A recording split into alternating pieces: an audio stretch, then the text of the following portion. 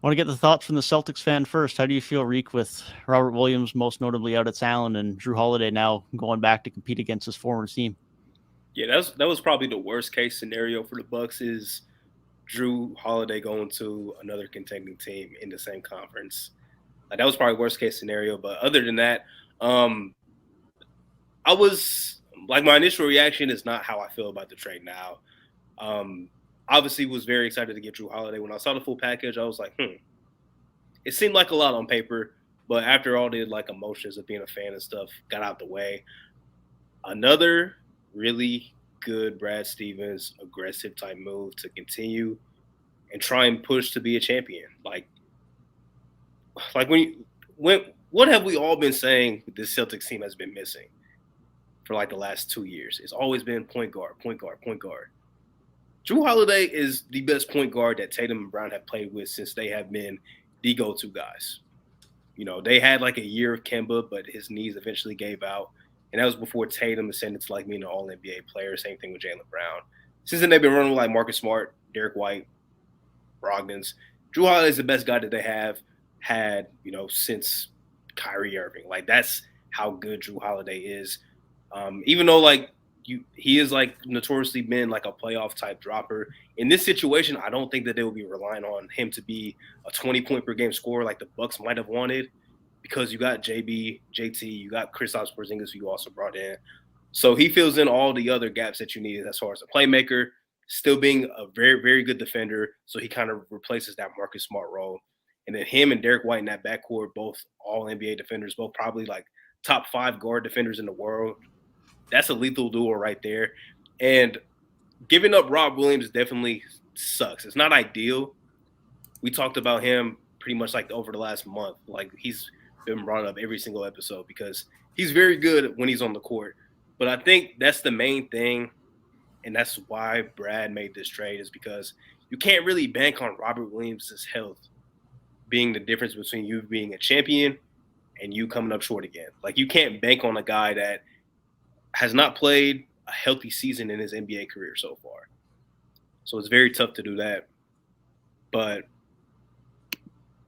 it sucked to see him go, but at the end of the day, I love the trade, man. I love the trade. Brogdon, we kind of already talked. Like it seemed like they wanted to get rid of him in June. It just fell apart because the Clippers didn't want in anymore.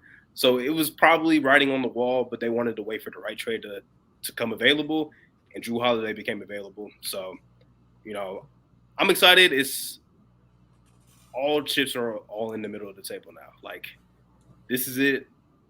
We'll see what the rest of the roster looks like when we get like deeper into the season, because the depth definitely is thin right now. Like you're relying on Peyton Pritchard to play a lot more minutes, which we've seen him do, but now he's going to be like a big part of your backup rotation. Same thing with like Sam Hauser. Is it going to be Luke Cornett? I saw Wenyen Gabriel got signed. Is it O'Shea Brissett? Is it Jordan Walsh, the rookie? Lamar Stevens? Like it's kind of like the Suns bench. Like there's guys, but who's going to be the reliable guys in that second unit? We'll see. The Celtics front office still has like some draft picks that they can mess with when it comes to the trade deadline. I think the second apron rule kind of avoids them from being the buyout candidate because you got a lot of money tied into 4 guys. So that's going to be tough. But at the end of the day, this was an aggressive move. I think Celtics fans need to like just understand the idea. Robert Williams is great, but having his injury history, Porzingis is also a guy that's always banged up, it seems like. And then you got Al Horford pushing 37. You can't really rely on 3 guys that you got question marks at your big spot. Why not go upgrade a position of need, get another backcourt guy in Drew Holiday, and let's go ahead and rock out? Yeah, I was a bit middling on this trade. First, I want to respond to some comments. He's the best playmaker that has ever played with the Jays. I completely would have to agree with that. The only other like really good point guards they played with is Smart, who Drew's definitely a better playmaker than Kimbo when he was there. And I also think that Drew would have him beat on the playmaking side. And then shout out my guy Justin for the love in the comments. Appreciate that as well. But getting into this trade, I was a bit middle of the road on it, I will admit. I don't think I'm as high on Boston's side, just looking at the whole offseason in context of what they got back versus what they gave up. And when I look at the fact that overall you got rid of Marcus Smart, Robert Williams, and Malcolm Brogdon. And in that, you got off of who I think is your best defensive player in Robert Williams, even if he had a bit of injury concerns. You got rid of who I would call probably like the heart and soul leader type player of that team. Say what you want about that. Got rid of that and Marcus Smart, their longtime point guard who has a lot of chemistry with these guys, even if he can take some wild shots sometimes.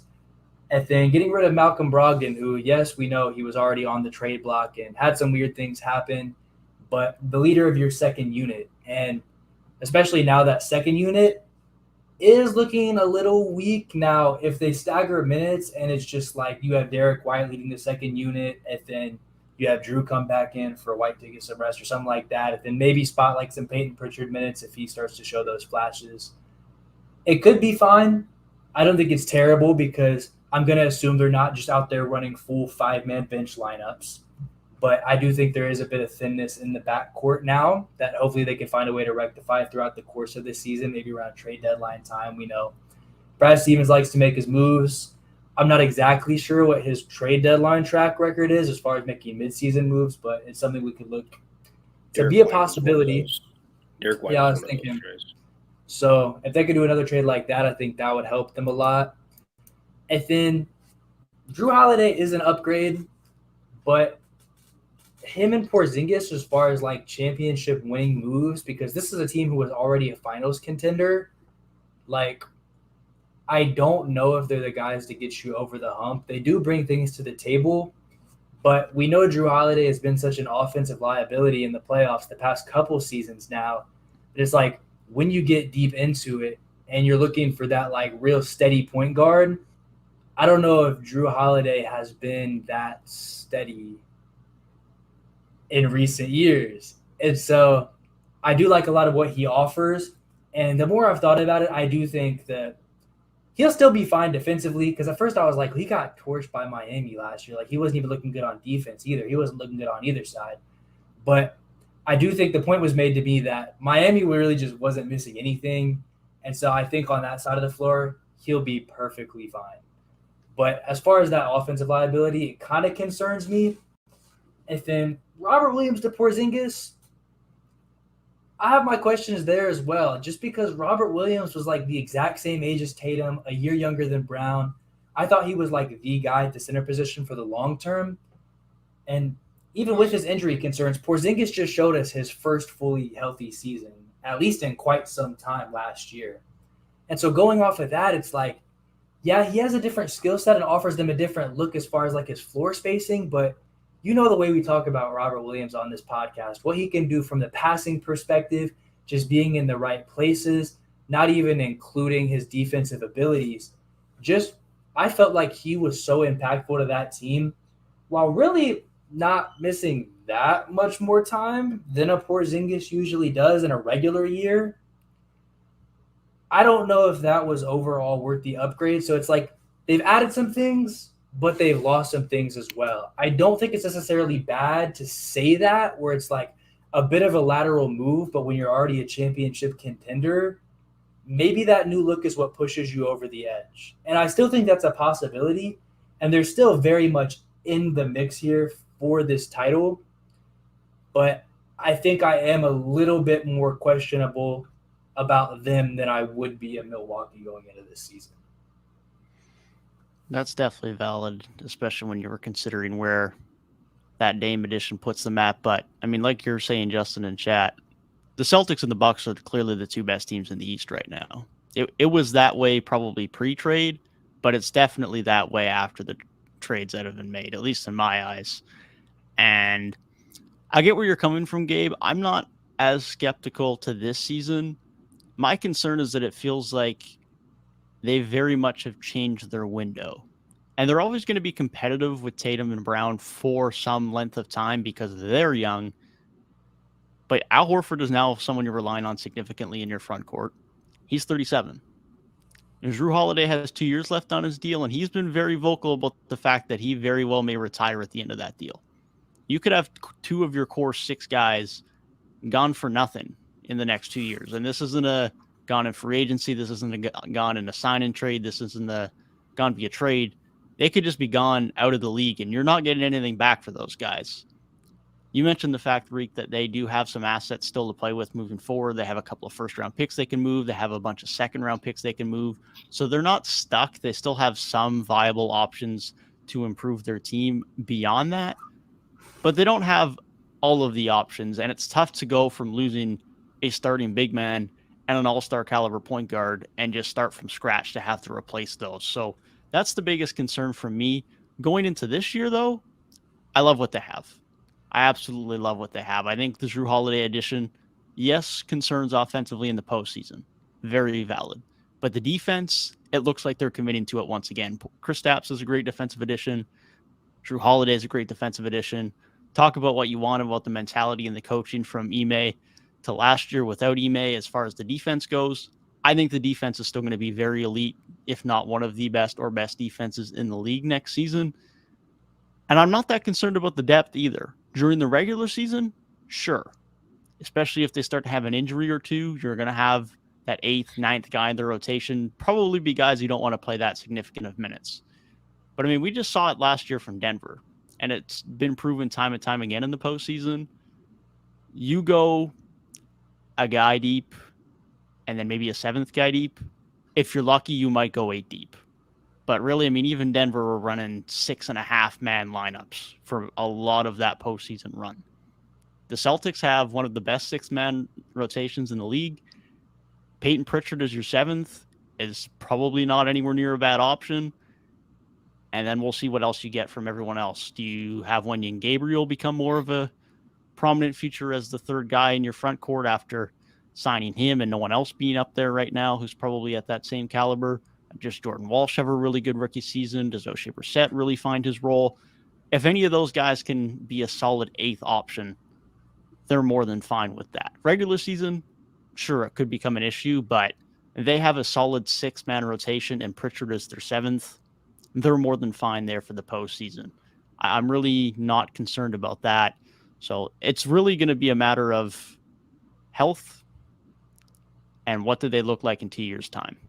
But as far as this trade is concerned, they're not thinking about 2 years down the road. They're thinking about this Bucks team is old. Brook Lopez is 35, Dame is 32, Middleton's 33, and Giannis is 29. We need to compete with these boys right now. Let's worry about 2 years down the road, 2 years down the road. And I give them credit for that. I think this helps them for the next 2 years. I think it recommits their defensive identity. No guarantee they're getting out of the East, but I think this gives them a much better chance to get past the Bucks than they would have otherwise a few days ago. Yeah, that's great points, Devin. I don't really disagree with what you said either, Gabe, most of those points. The only thing about, like, Robert Williams is, like, we know how good he is when he's fully healthy. But you even look, he was on an extreme minutes restriction last year. Even in the playoffs, like, his minutes really dwindled. And there were still questions like, is Rob playing tonight? Like, it was still those questions. So it's just like having that risk already. It's a risk either way. Like, if you make the trade, you make the trade, Robert Williams, maybe he goes out and has a fucking fully healthy season or some shit like that. You got to run that risk, though, bringing in Jrue Holiday. You bring in Porzingis. You kind of said, like, this is a team that has been there. Like, they've been on the doorstep. But at what point is it we got to make some type of move to go to really just try and push our chance? Like, we see teams do it all the time. And look, sometimes it works and sometimes it doesn't. Like, you make the big moves and it doesn't work out. But sometimes it does. So this is their big moves. They made a couple this offseason. Like Devin said, maybe 2 years down the line, it doesn't look as great because maybe Jrue Holiday doesn't sign the extension like he's been talking about. Maybe Al Horford is sitting on his couch. Maybe Porzingis isn't healthy enough to be a key piece anymore. Like, there's questions down the line for sure. But for this season, these are moves that you kind of have to make, especially after the Dame trade, because if you don't really improve after that and you're relying on Robert Williams to hopefully be healthy when it's time, hopefully Porzingis is also healthy too, and hopefully Al Horford doesn't regress all the way, you're asking for a lot. That's just too much risk. One thing you know is Jrue Holiday is going to come in. He's going to be more than a solid point guard than what you've had over the last couple of years. And that's no shade to Marcus Smart, heart and soul, one of the best defensive guards in the world too. But Jrue Holiday is still a better basketball player right now. I'm comfortable saying that. So those are just risks that you have to take. And we'll see how it looks down the line. Maybe this doesn't work out. Maybe they don't get a championship and you don't have any picks for the next 7 years. And all you got is Tatum and Brown to mortgage your futures on. But if it does work, then you win a championship, and we'll just be like, hey, Brad Stevens made all these amazing moves, and it worked out. So there's always two ends to the spectrum. We'll see how it works out. Yeah, I think really there is a lot to be said for taking that risk and truly buying in to say, yeah, we need to get it done right now, even if there's some questions about it. Because when you look at the Celtics team, who quite literally since 2018, actually since 2017 really has been in like every Eastern Conference Finals except like 1 or 2. Well, at that point, I mean, you're close but no cigar. Like, you have all of those playoff series wins, get so deep every year, make the finals 1 year even, but you never get over that hump. And you guys do make a great point as far as saying, listen, we're there, but let's go all the way, because at some point we need to get that title. And when you mention those like kind of long-term things, Devin, about moving their window, that even just adds to it, where you say, yeah, Al Horford still contributes at a high level for us right now. He does a lot of great things as a paint protector. We even know when they made that finals run, like he had some big games for them, even that deep in a postseason run. So looking at him as like your sixth guy, but you want to maximize that while you still have it. Talking about Jrue Holiday, he's the same guy who was talking about retiring after his current contract is over. Now, that might have changed now that he's not on the same team. Let me know if that changed. But that could still be an option that's on the table. We don't know how long he's going to be around. And then even looking at their core guys, there's always been those questions about the Jays, and especially now that Jaylen Brown has that guaranteed long-term money. Who knows where he'll be in 2 years? Maybe we'll get back to that. Oh, does Jaylen Brown want to go be on his own team and do all that, especially if the roster around them starts to fall apart a little bit? We don't know. And so I think for that, I would have to be swayed more in your guys' direction of liking it, as far as, yeah, let's just get it done now, no matter the cost. And I think they have an ability to do that.